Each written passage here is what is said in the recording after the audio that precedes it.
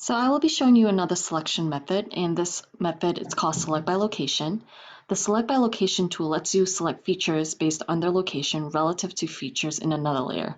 For example, if you want to know how many homes were affected by a recent flood, you could use this to select all the homes that fall within a flood boundary. So here I have an MXD opened. I have a couple layers that I added under my table of contents. I have a soils layer, I have an aquifer layer, and then I have a line that I randomly drew across the town of Easton. So now I will show you how the select by location works. So under selection, there is a select by location. So here is my select by location window, and the first thing I am going to do is I'm going to choose my selection method. Now, what it's going to do is it's always going to default it to select features from, but if you click on the drop-down menu, you'll also see that there are other types of selections that you can make. So there's also add to the current selected features in, remove from the currently selected features in, as well as select from the currently selected features in. Now I'm going to select features from and keep it as default. So before we get started, I want to explain what I am going to do. So essentially what I'm trying to do with the select by location is that I want to select all the soil features that fall inside of the aquifer. Now, in order to do so, the first thing I am going to do is I am going to set my target layer and identify that specific layer. Now, as you can see, the three layers that are under my target layer is what is being shown under my table of contents. So whatever is under my table of contents will be reflected under this box. Now, the target layer is the one containing the features to be selected. Now, in this case, since I want the soils to be selected, that will be my target layer. Because essentially what I'm going to do is I'm going to use the aquifer to help me identify the selected features for my eastern soils. So next I am going to select my source layer. The source layer is the layer that is containing the features to be compared to.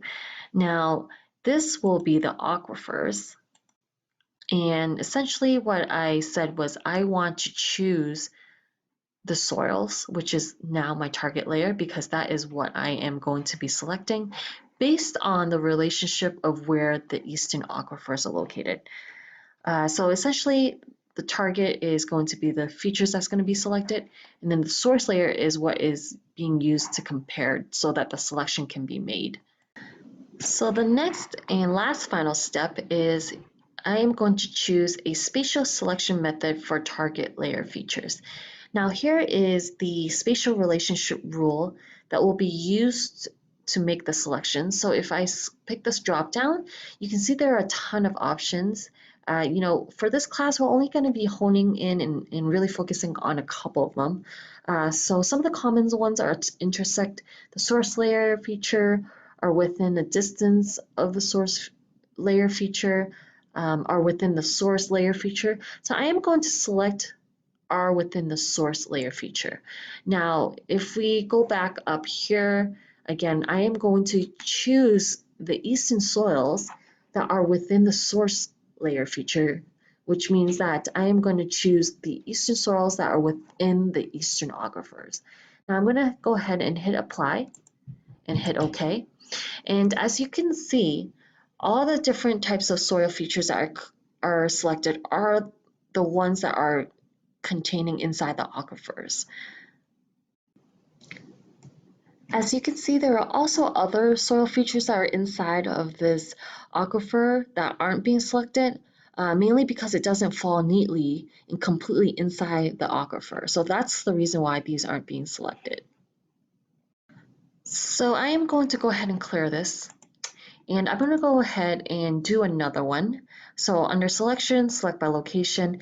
And this time I'm going to leave my eastern soils as my target as is. And this time I want to choose my line selection. So what I want to do is I want to select all those eastern soil features that touch this line. So I'm going to set the source layer as my line selection. And then in the dropdown, what I am going to use is I am going to use intersect the source layer feature. Now, here what I am going to guess is that all the soil features that touches this line will be selected. So let me go ahead and hit apply and then hit OK. And then as you can see, all the features that touch that line will be selected. So I am going to go ahead and clear this out, and I'm going to perform the next select by location. And I'm actually going to leave everything as is. I'm going to set my target layer as Eastern soils, and then my line selection as my source layer. Now this time I'm going to do are within a distance of the source layer. Now what I am going to do is I'm going to select my Eastern soils that are within 1 mile of the line selection. So I'm going to go ahead and enter 1 and select miles as my unit of measurement. So here, whenever you choose are within a distance of the source layer, what you're going to do is you're going to enter a distance. So essentially what's going to happen is all the soils are going to be selected that are 1 mile from the line selection. So I'm going to hit apply and then I'm going to hit OK. So from here to here is going to be a mile, from here to here is going to be a mile, and then from here to here is going to be about a mile. So, this is a very common spatial relationship rule that people use, especially when they're applying buffers or they're trying to do some zoning management. It's one of the more popular spatial relationship rules.